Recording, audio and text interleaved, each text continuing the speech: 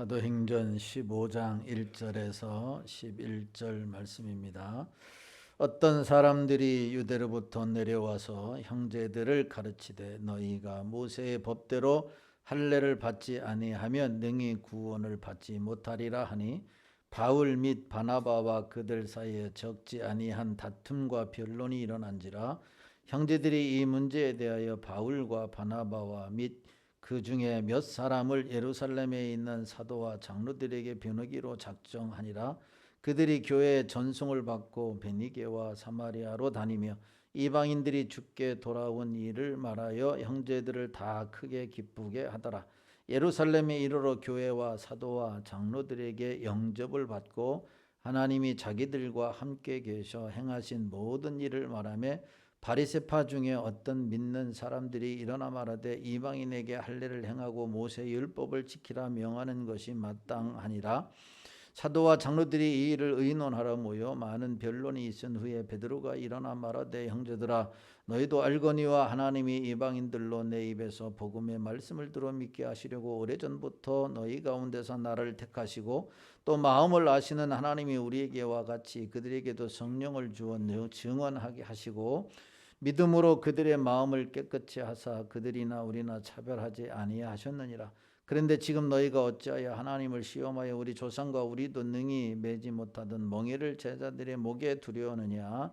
그러나 우리는 그들이 우리와 동일하게 주 예수의 은혜로 구원받는 줄을 믿노라 하니라. 아멘.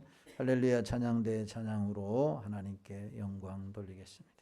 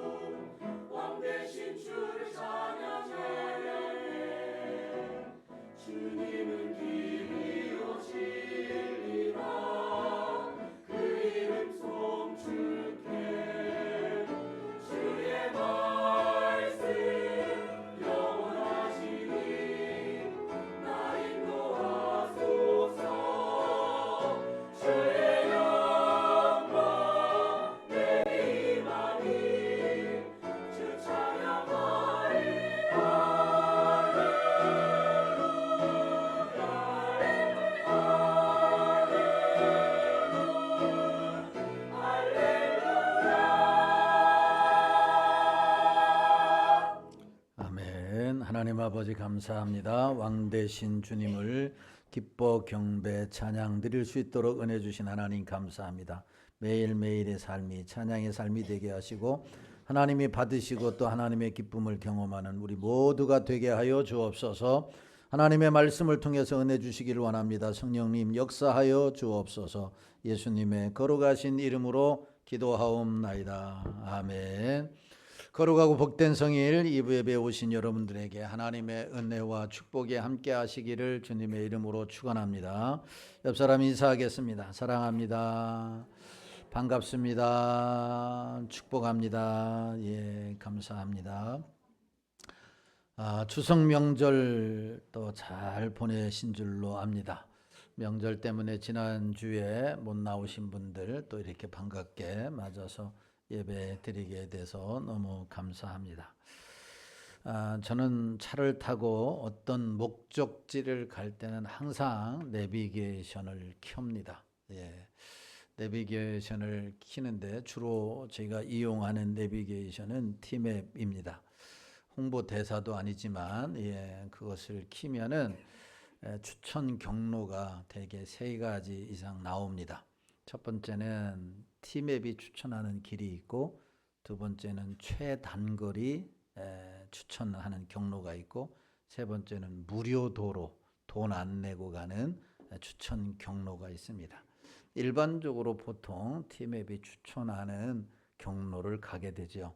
그런데 시간이 없다든가 뭐 빨리 가야 한다든가 그러면은 유료 도로라도 최단거리를 이용해서 가게 됩니다. 피곤하고 힘들면 바로 그렇게 이용하게 되죠. 그런데 모든 길이 막히면 그것도 아무 소용이 없더라고요. 그래서 잘 선택해야 합니다. 이번 명절에 우리 김재환 목사님이 부산에 갔다 오는데 8시간인가 9시간 걸렸다라고 이야기를 하더라고요. 그래서 그러지 말고 KTX를 좀 타고 가라 그랬더니, 목사님 4식구 KTX를 타고 가면은요 우리 집 전세 내놓아야 됩니다. 이제 그런 농담 삼아 이제 그런 이야기를, 비용이 엄청 비싸다.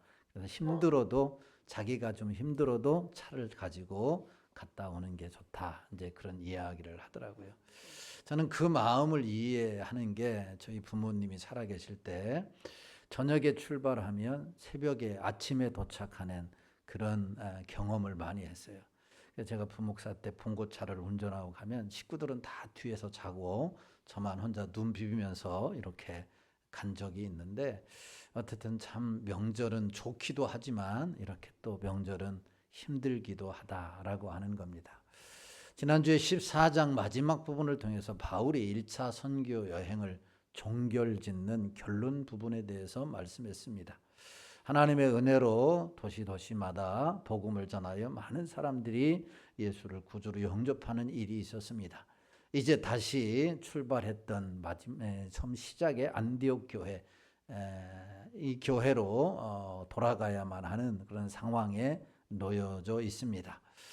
그런데 바울이 어떤 경로를 선택했는가? 나 같았으면 티맵 켜가지고 최단거리 아마 그걸 선택해서 돌아가지 않았을까? 왜냐하면 피곤하기도 하고 힘들기도 하고 어렵기도 하기 때문에 빨리 돌아가서 쉬고 싶다는 생각을 아마 하지 않았을까, 이런 생각을 합니다.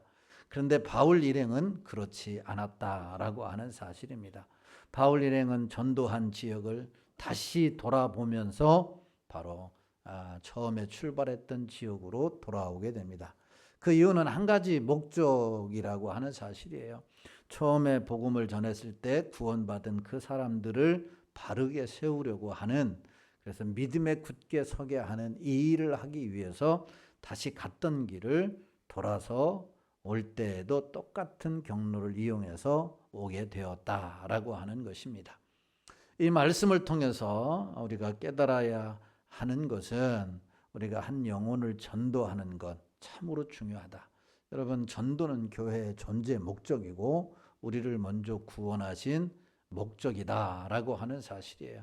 그래서 교회가 전도하지 않고 선교하지 않는 교회는 어떻게 보면 죽은 교회다 이렇게 말할 수 있는 거예요. 왜냐하면 그 목적을 다하지 않는 것이기 때문에 그런 거예요.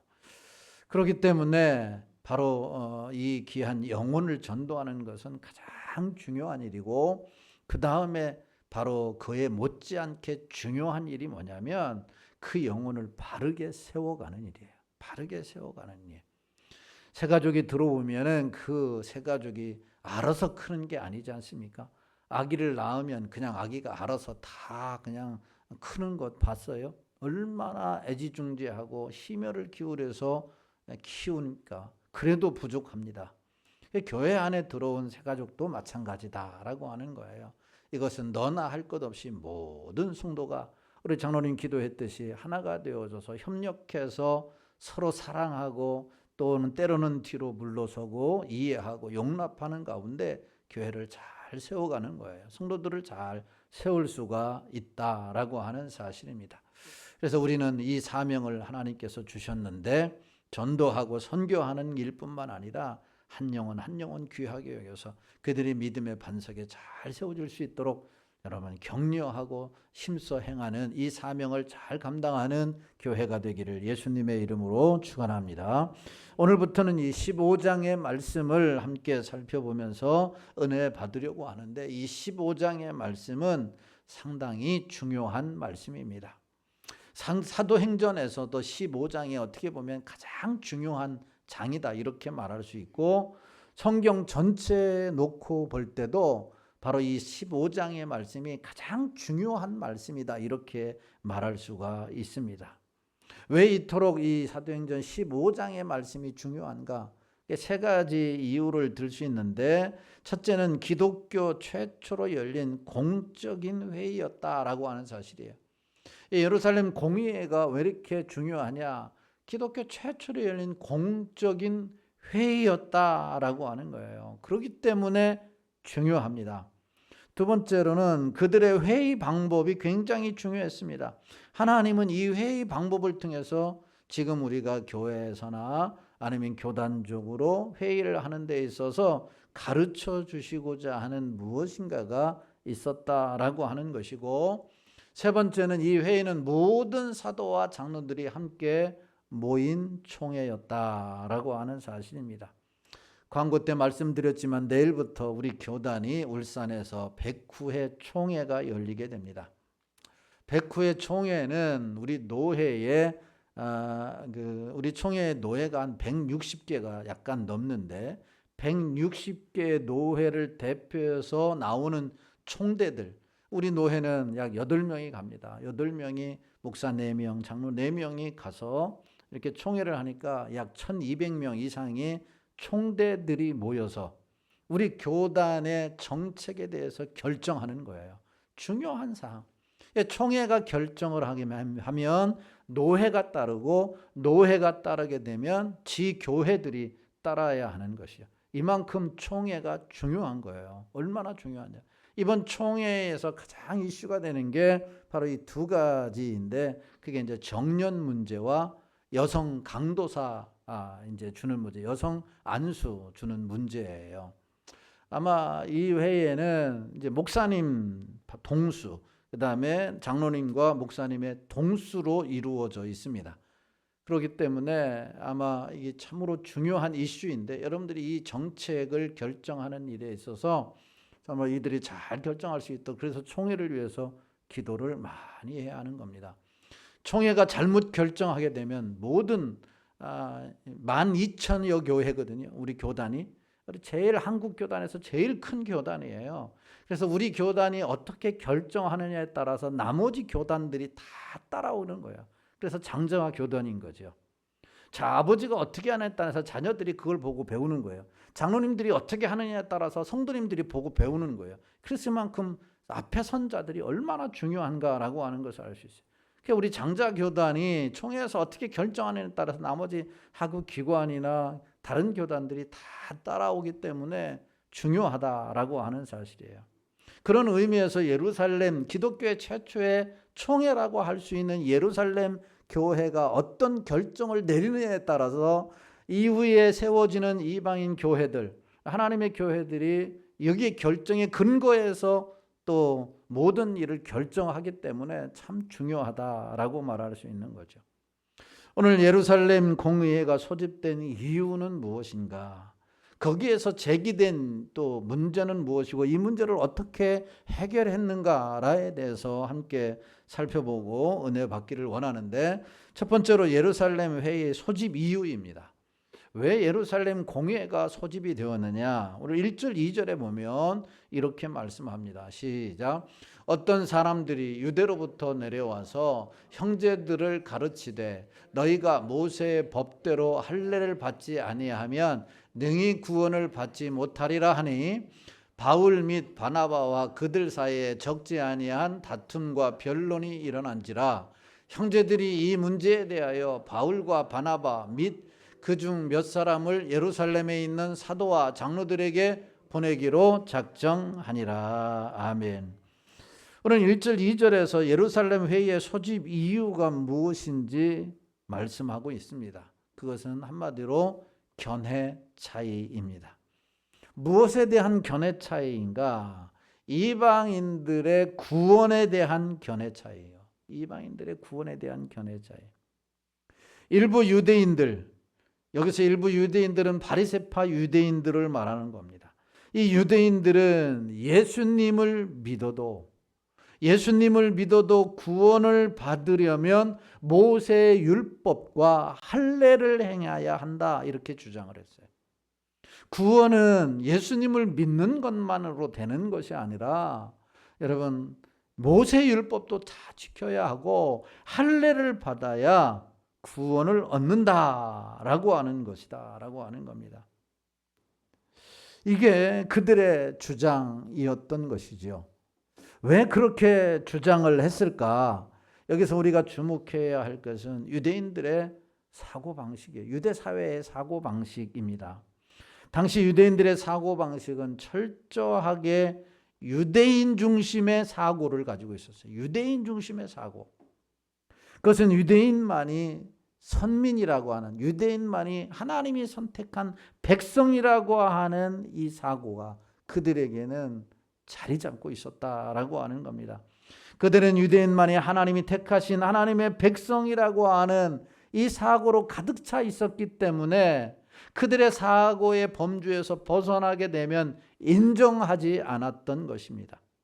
그렇기 때문에 이방인들이 구원받는다라고 하는 것은 이들의 입장에서는 무엇을 의미하는가 하면은 이방인들이 유대 사회로 편입되어야 한다라고 하는 것을 의미하는 거예요. 그러니까 이방인들이 구원받아야 된다면 이방인들의 사회에 그대로 편입되어야 된다. 그래서 이방인들이 구원받으려면 유대인들이 행하는 이 일을 해야만이 구원받는다라고 하는 이야기를 했던 것이요. 그러니까 이방인의 구원은 어떻게 가능한 거예요? 바로 이 유대인들처럼 예수님을 믿을 뿐만 아니라 모세의 율법도 지켜야 하고 할례도 행해야 한다. 예수 그리스도를 믿는다고 해서 구원받은 것은 아니다라고 하는 주장이에요. 가만히 신앙생활을 하는 사람들을 보면 꼭 이렇게 유대인들의 주장은 하지 않지만 여기에 심정적으로 동정하고 또 여기에 따라가는 사람들이 있는 것을 종종 보게 돼요. 예수를 믿는 것 가지고 내가 구원받을 수 있어? 어떻게? 새벽 기도도 나와야 되고 금요 기도에 나와야 되고 봉사도 해야 되고 열심히 헌금도 해야 되고 열심히 충성해야 내가 구원받지. 나 아무것도 한 것도 없어요, 목사님. 그냥 교회만 다녔을 뿐이에요. 그런데 내가 어떻게 구원받아요? 죄송하지요. 이렇게 생각하는 사람들의 마음에는 뭐가 깔려 있느냐? 예수를 믿는다고 구원받는 게 아니라 내가 뭔가를 행해야 한다고 생각하는 사람들이에요. 여러분, 오늘 그런 생각을 조금이라도 갖고 있었다고 한다면 오늘 말씀을 통해서 완전히 바꾸고 오직 예수 그리스도를 믿음으로 구원받는 이 말씀에 확신을 얻고 신앙생활을 할 수 있게 되기를 예수님의 이름으로 축원합니다. 바로 유대인들, 바로 이런 주장이었던 것이죠. 이 주장에 바나바와 바울이 어떻게 반론을 제기했느냐? 바나바와 바울이 그 유대인들의 주장에 대해서 당신들 지금 무슨 말 하고 있는 것입니까? 우리가 얻은 구원은 무엇을 행하거나, 다시 말하면 모세의 율법을 지키거나 할례를 받아서 얻은 것이 아닙니다. 우리의 구원은 오직 하나님의 은혜로, 예수 그리스도를 믿음으로 바로 우리가 구원을 받은 것입니다. 그렇기 때문에 구원받기 위해서 오직 예수 그리스도를 믿기만 하면 되지, 할례를 받거나 모세의 율법을 지키면 받는다라고 하는 것은 거짓된 주장입니다. 잘못된 것입니다. 이렇게 주장을 했던 것이죠. 사실 지금까지 1차 선교 여행을 하면서 바울이 지역마다 다니면서 복음을 전하는 게 이 사실을 전하는 거예요. 예수 그리스도를 믿어라. 지금까지 모든 죄를 회개하고 예수 그리스도를 믿으면 구원을 얻는다. 그래서 수많은 사람들이 그들의 복음을 듣고 구원을 얻었던 것입니다. 예. 그러니까 유대인들의 구원관과 바울과 바나바의 구원관이 충돌을 일으킨 거예요. 내일부터 총회를 하게 되지만 총회에서 결정되는 사항들이 여러 가지가 있습니다. 교단적으로 이상한 교단, 사람적으로 이상한 사람들, 이단으로 우리가 교단적으로 정죄를 하거나 판결을 하는 이런 부분, 신학적으로 문제 있는 부분, 또한 교회적으로 문제 있는 부분들에 대해서 전방위적으로 총체적으로 의논하는 게 바로 이 총회예요. 그래서 월요일날 오후 2시에 개회를 하게 되면 금요일날 오전까지, 아침 새벽부터 시작해서 저녁 10시까지 꼬박 앉아서 이런 일을 다루는 게 회예요. 얼마나 지루하고 얼마나 힘든지 몰라요. 그런데 이 중요한 일을 다루는 데 있어서 여러분, 각 교단과 또한 각 사람에 대해서 조금 이상이 있을 때 총회가 이단으로 정죄를 할 때에 무엇을 제일 먼저 고려를 하는지 아세요? 제일 먼저 저 사람이 이단이야, 저 교단이 이단이야 라고 할 때 제일 먼저 염두에 두는 게 바로 이 구원론이에요. 구원론. 예수를 믿으면 구원을 얻느냐? 아니야. 예수를 믿는다고 구원을 얻는 게 아니야. 뭔가가 좀 있어야 돼. 플러스 알파가 있어야 돼 라고 주장을 한다든가, 예수님만 믿어서 구원을 얻는 게 아니라 천주교 믿어도 구원을 얻고 불교에도 구원이 있고 나름대로 자기가 신앙심이 있으니까 뭐 어떤 대상을 놓고 다 결론은 구원받고 천국 가자고 하는 것이니까 우리가 볼 때 다 좋은 거 아니냐. 그들도 인정하자. 구원이 있다라고 인정을 하자. 그렇게 주장을 한다면 반드시 이단으로 이렇게 정죄를 한다라고 하는 거예요. 그 이후의 것은 여러분 또 의는 되어지지만 이 구원론이 가장 중요하다. 우리 신앙인들에게 있어서도 구원론이 제일 중요해요. 믿음의 결국은 구원이에요. 할렐루야. 믿음의 결국은 구원인 거예요. 그래서 우리는 구원받기 위해서 신앙생활 하는 건 아니지만 믿음으로 구원받은 자가 우리가 행해야 할 신앙생활이 있지만 결국 믿는 자의 결국은 구원이다라고 하는 사실이에요. 이렇게 바리새파 유대인들과 바나바와 바울의 구원관이 대충돌을 일으킨 겁니다.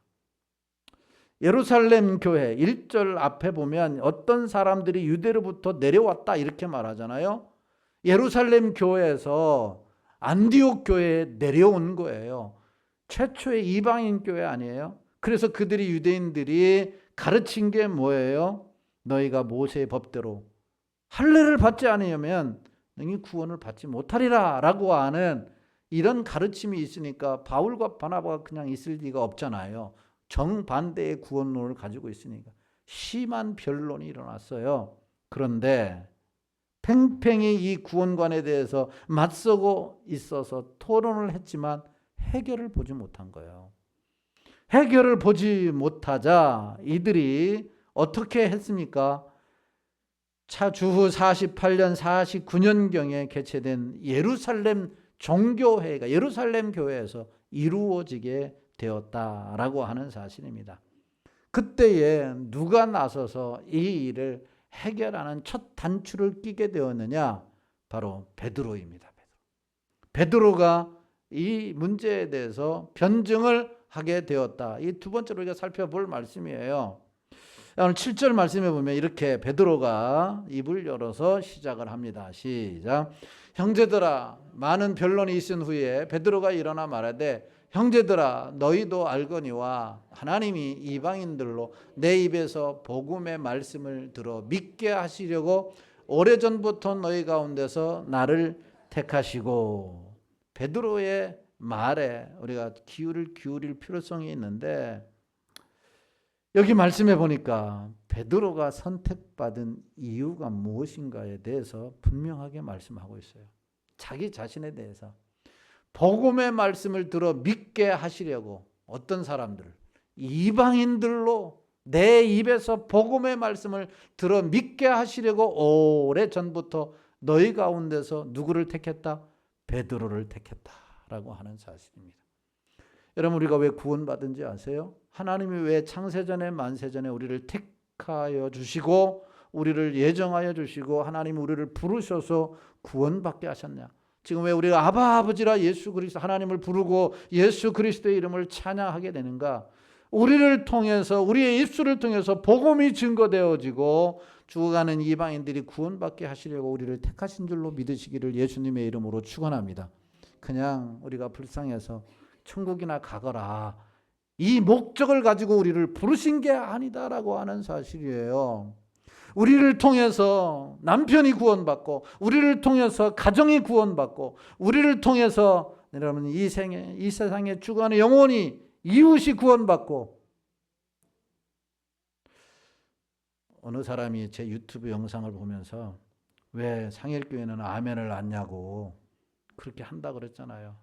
이렇게 반복적으로 얘기하면 눈치 정도는 좀 있어야 밥이라도 얻어먹잖아요. 그러니까 좀 아멘 좀 하세요. 그래야 제가 좀 힘이 나서 하잖아요. 할렐루야. 예, 자다가도 눈 뜨면 아멘 하면 이렇게 돼요. 졸아도 되는데 졸다가도 뭔 얘기야? 그럼 무조건 아멘 하면은 은혜가 됩니다. 할렐루야. 아멘. 할렐루야. 물론 뭐 말씀에 깊이 빠져 들어가는 거 얼마나 감사한지 모르는데 그 아멘 할 틈도 없이 그냥 막 말씀에 빠져 들어가서 그런 것 같은데, 왜 우리를 택했냐는 거예요. 왜 이곳에 우리 상일교회를 세웠냐는 거예요. 중하는 영혼들을 구원하기 위해서예요. 할렐루야.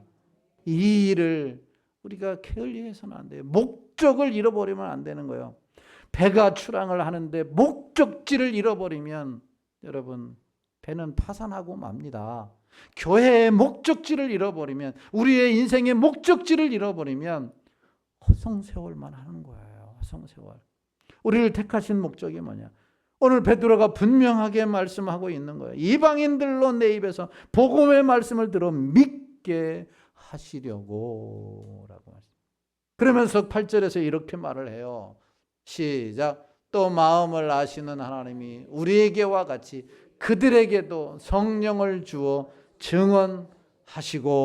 아멘. 하나님께서는 이방인에게 할례받기 이전에 이미 성령을 주셨다, 이렇게 말씀. 성령을 주셨다.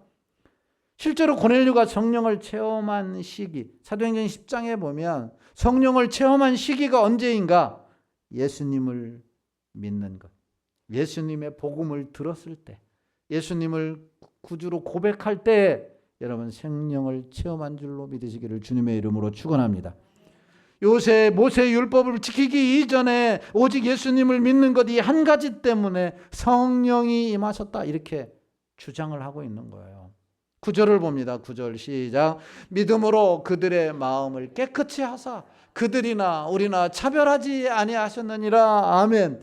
믿음으로 그들의 마음을, 이방인들의 마음을 할례를 행해서 모세 율법을 지킴으로 깨끗한 것이 아니라 여러분 믿음으로 그들의 마음을 깨끗하게 됐다라고 하는 거예요. 우리의 모든 과거, 현재, 미래의 죄는 어떻게 씻음받느냐? 우리를 위해 십자가에 죽으신 예수 그리스도를 믿음으로 깨끗이 씻음받는 줄로 믿으시기를 주님의 이름으로 축원합니다. 이미 씻음받은 거예요. 그래서 그 감격과 그 은혜를 가지고 주님 앞에 나와 우리가 감사 기뻐하고 찬양하는 거예요. 나 같은 죄인들을 씻어주시고 나 같은 죄인을 구원해 주시고 큰애 감격해서 오늘 베드로가 이방인들의 구원에 대해서 유대인들에게 이렇게 변론을 하고 있는 거예요. 이미 깨끗해졌다 믿음으로. 그러므로 그들이나 우리가 다르지 않다. 차별이 없다. 이 베드로의 요지는 주님이 차별하지 않았는데 왜 우리가 차별을 해야 하느냐. 그러지 말자.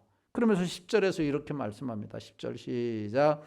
그런데 지금 너희가 어찌하여 하나님을 시험하여 우리 조상과 우리도 능히 매지 못하던 멍에를 제자들의 목에 두려느냐 하면 베드로는 율법은 멍에다라는 거예요. 율법은 멍에다. 그것도 너무 힘든 멍에다. 질 수 없는 멍에다. 그 누구라도 도저히 질 수 없다. 그러면서 유대인들의 조상을 거론합니다. 성경의 역사를 보면 언제 유대인들이 단 한 번이라도 율법을 제대로 지킨 적이 있느냐? 율법을 다 지킨 적이 있느냐? 없지 않느냐? 사실 랍비들도 이런 과거를 잘 알고 있었고 그래서 그들이 시간이 흐름에 따라 가르치는 내용이 달라졌습니다. 주 70년경 이후로 보수적 바리새파였던 샤마이파가 쉐타하고 보다 온건한 헬라파가 등장을 하게 됩니다. 주 100년경에는 랍비 아키바 이후로 율법을 지키는 문제보다도 관대해졌음을 알 수 있습니다. 예를 들면 율법의 51%만 지켜도 천국 가는 길을 여는데 충분하다 이렇게 가르쳤어요. 그 이전에는 율법을 다 지켜야 한다라고 했는데 시간이 흐름에 따라 랍비들도 유대 랍비들도 어떻게 가르치느냐 51%만 지켜도 천국 가는 길을 여는데 충분하다. 그리고 하나님의 백성으로서의 의무의 4분의 3만 이행하면 나쁜 사람으로 볼 수 없다라고 하는 식의 교훈을 했다라고 하는 겁니다. 이게 왜 그럴까요? 율법을 지키는 것이 불가능하다라고 하는 것. 그런데 율법을 지키는 이 일이 조상들도 불가능하다는 것을 알았는데 어찌하여 너희는 이 율법의 멍에를 이방인이 구원받았다고 해서 그들 목에다 씌우느냐라고 하는 말입니다. 야고보는 야고보서 2장 10절에서 이렇게 말씀을 해요. 시작. 누구든지 온 율법을 지키다가 그 하나를 범하면 모두 범한 자가 되느니 10개 중에 하나만 범해도 다 범한 자야. 100개 중에 하나만 범해도 다 범한 자야.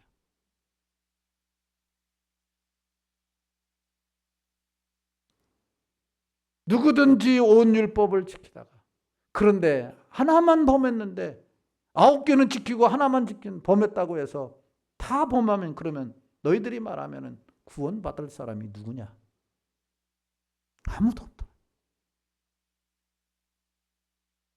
갈라디아서 5장 1절에서 사도 바울은 이렇게 말을 합니다. 시작. 그리스도께서 우리를 자유롭게 하려고 자유를 주셨으니 그러므로 굳건하게 서서 다시는 종의 멍에를 매지 말라.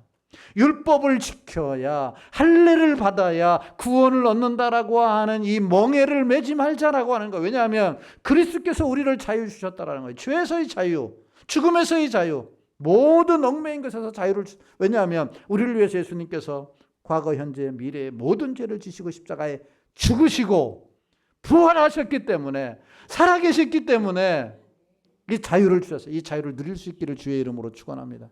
예. 그러면서 여러분 하나님의 백성다운 삶을 살아내야죠. 율법이 필요 없다라는 이야기가 아닙니다.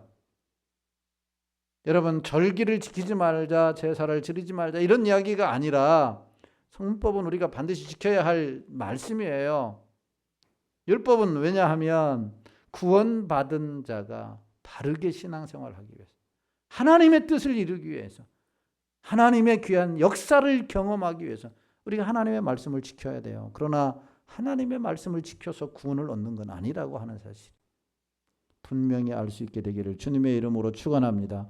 결론적으로 11절에서 베드로는 이렇게 말을 해요. 시작. 그러나 우리는 그들이 우리와 동일하게 주 예수의 은혜로 구원받는 줄을 믿노라 하니라. 아멘. 우리와 동일하게 주 예수의 은혜로 구원받는 줄을 믿노라. 베드로의 결론이에요. 변론의 결론이에요. 두 가지 구원론에 대한 충돌이 일어났을 때 베드로가 그들에게 나와서 한 말입니다.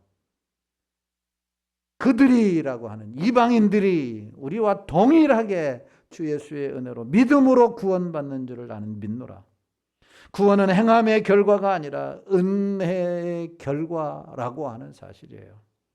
여러분, 사도들의 수장 베드로의 말이 권위가 있었던 것은 베드로가 유대의 사도입니다. 그리고 이미 사도행전 10장에서 이방인 고넬료 사건을 경험이 있었어요. 접한 경험이 있었습니다.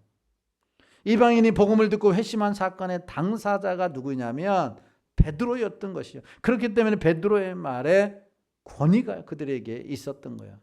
그러자 어떤 일이 일어났느냐? 12절을 보면 이렇게 말해요. 시작. 온 무리가 가만히 있어 바나바와 바울이 하나님께서 자기들로 말미암아 이방인 중에서 행하신 표적과 기사에 관하여 말하는 것을 듣더니 아멘. 바나바와 바울은 선교 중에 수많은 이방인들이 복음을 듣고 회심한 사실과 표적과 기사에 관하여 간증했다라고 하는 겁니다.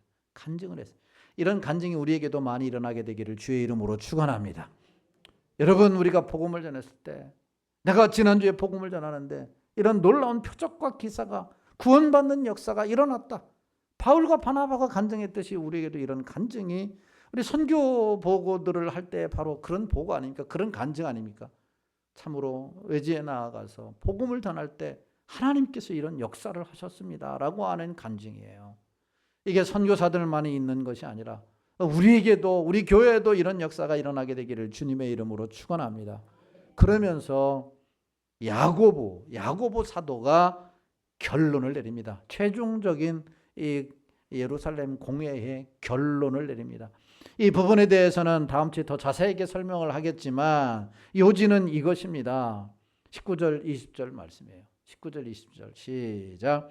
그러므로 내 의견에는 이방인 중에서 하나님께로 돌아오는 자들을 괴롭게 하지 말고 다만 우상의 더러운 것과 음행과 목매이 죽인 것과 피를 멀리하고 편지하는 것이 옳으니, 이게 야고보의 종교회의 결론이에요. 그러므로 내 의견에는 이방인 중에서 하나님께 돌아오는 자들을 괴롭게 하지 말라, 이 말이 뭐예요?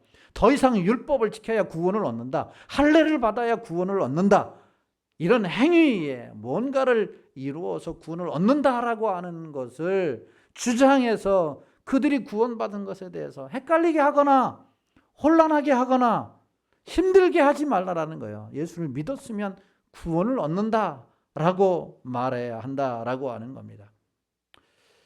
이 야고보의 결론은 지금까지 베드로의 변론, 그리고 바울과 바나바의 주장을 확실하게 손을 들어준 것입니다. 그러면서 20절에서 권고사항을 해요. 권고사항이 뭐예요?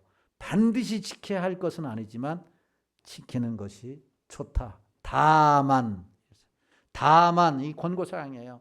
우상의 더러운 것과 음행과 목매어 죽인 것과 피를 멀리하라고 편지하는 것이 옳다라고 하는 사실입니다. 그러니까 바울의 이 야고보의 결론은 유대인들의 편도 들어주는 척하면서 바울과 바나바의 손을 더 번쩍 들어준 거죠. 한쪽을 완전히 무시한 것이 아니다라고 하는 겁니다. 여러분, 그런데 여기에 대해서 모두가 다 승복했다라고 하는 사실입니다. 이 야고보의 결론에 다 옳다라고 박수를 쳤다라고. 왜 이 야고보의 결론에 그토록 해결되지 않았던 이 두 가지 의논에 승복할 수밖에 없었는가? 그 두 부류는 하나님의 절대 주권 사상을 믿었기 때문인 거예요. 하나님의 절대 주권 사상.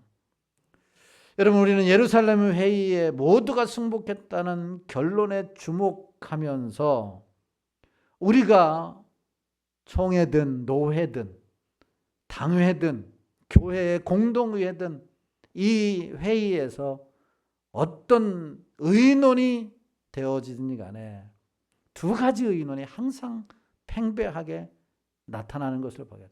어떤 행사를 해야 될 것이냐, 하지 말아야 될 것이냐, 하자라고 하는 의견, 하지 말자라고 하는 의견, 항상 이 의견이 대두된다라고 하는 사실입니다. 그럴 때에 우리는 민주적인 절차를 통해서 가결을 하게 되죠. 무기명 비밀 투표를 하든지 거수를 하든지 이 투표를 하게 됩니다. 그리고 나서 결론을 내립니다. 그런데요, 여러분, 하나님의 주권 사상을 믿는 사람들은 물론 한쪽 편이 결정되면은 다른 편에 선 사람이 섭섭한 게 사실이에요. 하자고 하지 말자고 했는데 하자고 하는 쪽에 선이 결정이 되어지면 하지 말자고 하는 사람이 섭섭하고, 하자고 했는데 하지 말자라고 하는 결론이 도달하게 되면 하자고 한 사람이 섭섭하게 마련이다라고 하는 겁니다. 헬라파 유대인들도 마찬가지였고 바나바와 바울도 마찬가지였을 거예요. 그런데 모두가 다 승복할 수 있었던 것은 하나님의 주권사상, 이 모든 것이 하나님이 주관하신다라고 하는 이 사상을 믿었기 때문인 거예요. 우리가 이 사실을 받아들일 수 있기를 주의 이름으로 축원합니다.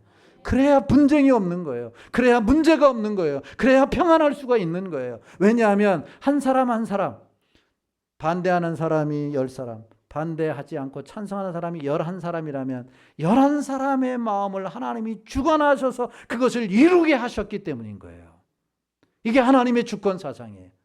이게 하나님의 주권 사상. 그럴 때 섭섭하지만 인정할 수 있는 사람, 이게 진정한 그리스도인이다라고 하는 사실입니다. 여러분, 예루살렘의 회의의 결정은 교회사에 놀라운 한 획을 긋는 역할을 했어요. 기독교 신앙을 유대교의 전통에 가두지 아니하고 전 세계를 살리는 복음이 되게 하는 결정이기 때문에 이 15장은 사도행전에서도 중요하지만 기독교 역사에서 가장 중요한 말씀이에요. 결론적으로 예루살렘 종교의 결론이 우리에게 주는 교훈은 크게 세 가지입니다. 어떤 거냐? 첫째로 복음에는 차별이 없다라고 하는 겁니다. 누구든지 예수 그리스도를 믿으면 구원을 얻는 줄로 믿습니다. 물론 우리 장로교의 교리에 의하면 그 구원받을 자들도 미리 예정되어져 있습니다. 그렇지만 우리가 왜 전도해야 되느냐? 누가 예정되어져 있는지, 누가 하나님의 선택을 받은 사람인지 이마에다 써놓고 다니고 등짝에다 써놓고 다니는 게 아무도 몰라요. 하나님만 아셔요. 그래서 이 전도의 미련한 방법으로 구원하시기를 하나님은 원하신다, 이렇게 말씀하고 있는 거예요. 하나님 예정된 사람을 구원받지만 우리는 할 수 없기 때문에 모든 사람들에게 복음을 전해야 합니다. 복음은 차별이 없다. 두 번째로 복음은 오직 믿음으로 구원받는 은혜의 선물이다. 예수 그리스도를 믿음으로 구원받는 하나님의 선물입니다. 할렐루야. 이 사실을 우리가 믿어야 해요. 세 번째 내용이 뭐냐면 나도 능히 맬 수 없는 멍에를 다른 사람에게 지우지 말자라고 하는 겁니다. 나도 못하는 것을 다른 사람에게 강요해서는 안 된다라고 하는 것입니다. 특별히 처음 믿는 사람들에게, 믿음이 연약한 자들에게 지나친 멍에를 메워서는 안 되는 거예요. 여러분, 우리가 11월 달에 되면 성례식을 하게 되잖아요. 그럼 제일 처음 입교한 자들에게 주는 예식이 뭐예요? 학습이에요. 그 다음에 세례예요. 학습 문답과 세례 문답이 달라요. 학습교인에게 요구하는 의무사항이 있고 세례교인들에게 요구하는 의무사항이 있는 거예요. 그런데 우리의 신앙의 입장에서 저 사람이 교회 오래 다녔다고 해서 아직 믿음이 초보 단계에 있는 사람에게 내가 하지도 않는 것을 강요해서는 안 되는 거죠. 내가 하지도 않는 것을 강요해서 믿음의 형편을 보고서 우리가 진행을 해야 되는 거죠. 그럼 오늘 자기들도 하지 않으면서 유대인들이 이방인들에게 율법을 지켜라, 할례를 받아라, 이게 구원이다라고 말하는 것은 해서는 안 된다라고 하는 것을 말씀해 주고 있는 거예요. 예수 믿고 구원받는 것은 불변하는 구원의 진리입니다. 단 한 가지라도 더하거나 더 할 수 없습니다. 오직 은혜로 믿음으로 구원을 얻습니다. 그러므로 우리는 구원받을 대상자를 위해서 하나님의 은혜가 임하도록 그래서 그들이 일부러 예수 그리스도를 구주로 시인하도록 기도해야 될 줄로 믿습니다. 다른 사람 권고사항을 우리가 기억해야 돼요. 그러나 예수 믿는 사람으로 건독상 필요한 것이 있어요. 우상의 더러운 것을 먹지 마라. 음행을 피하라. 목매어 죽인 것과 더러운 피를 먹지 말아라. 오늘날로 말하면 술, 담배, 도박, 음란에 빠지지 말아라 라고 하는 거예요. 이게 구원과 관계되는 것이 아니라 건덕상 필요하다. 그리스도인으로서 건덕상 필요하다라고 하는 거예요. 사랑하는 성도 여러분, 하나님의 은혜로 구원받았습니다. 은혜에 감격할 수 있기를 바라고, 구원받지 못한 자 하나님의 은혜가 임해서 구원받을 수 있도록 기도하는, 그래서 하나님의 나라가 우리를 통해서 확장되는 역사가 있게 되기를 예수님의 이름으로 축원합니다. 우리 보좌 앞에 모였네. 우리 찬송 부르시고 오늘 말씀을 생각하시면서 2, 3분 동안 기도하도록 하겠습니다.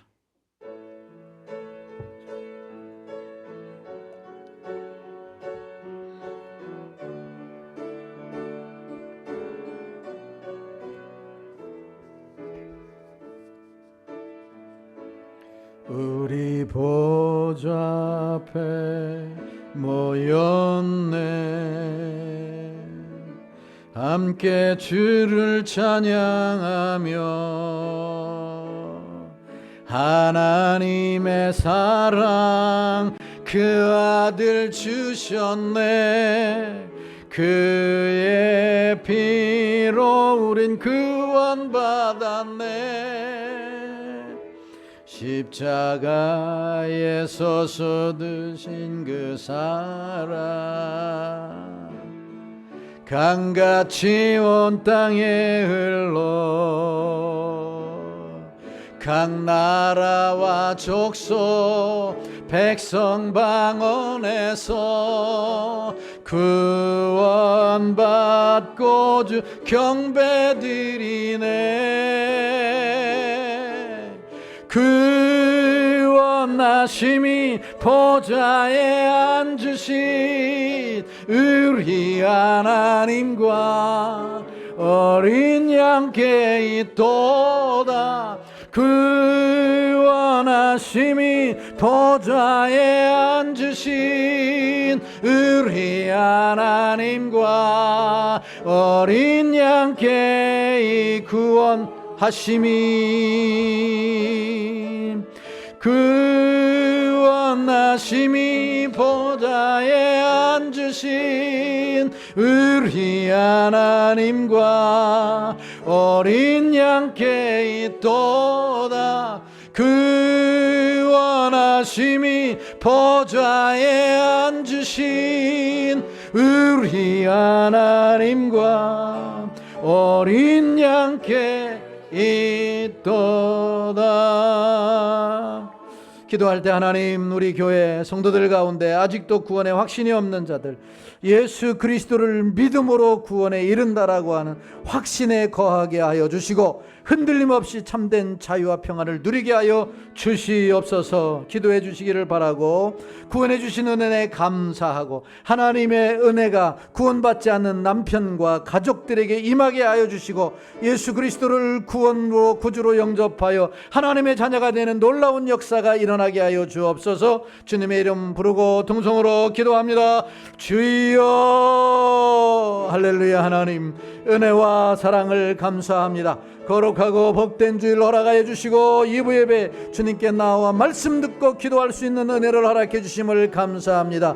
우리 가운데 아직도 구원에 대한 확신이 없는 분들이 있다고 한다면 주여 예수 그리스도 우리를 위해 십자가에 죽으시고 부활하시고 승천하신 다시 오실 예수 그리스도를 믿음으로 구원 얻는 확신에 거하게 하여 주옵소서.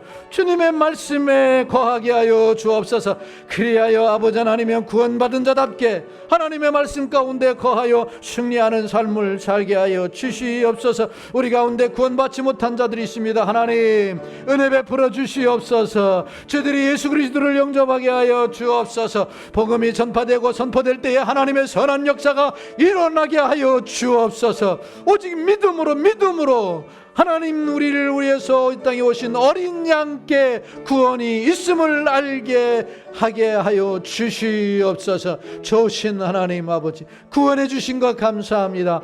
그 구원의 은혜에 감격하며 살아가는 우리 모두가 되게 하여 주옵소서. 이 한 주간도 이 구원의 놀라운 역사를 허락하여 주옵소서. 감사하옵고 거룩하신 예수님의 이름으로 기도하옵나이다. 아멘. 이 땅에 오셔서 우리를 위해 물과 피를 다 쏟으시고 구원을 완성해 주신 예수 그리스도의 은혜와 하나밖에 없는 독생자를 우리를 위해 내어주신 하나님 아버지의 크신 사랑하심과 성령 하나님의 위로 교통 내주인도 역사 충만하심의 은혜가 예수 그리스도만 믿고 하나님의 자녀가 되어 참된 자유 속에서 하나님을 잘 섬기기로 작정하는 성도들 머리 위에와 저들의 가정과 직장과 사업과 자녀들 위에 내일부터 있을 109회 우리 교단 총회 위에 이제로부터 영원토록 함께 있을지어다. 아멘.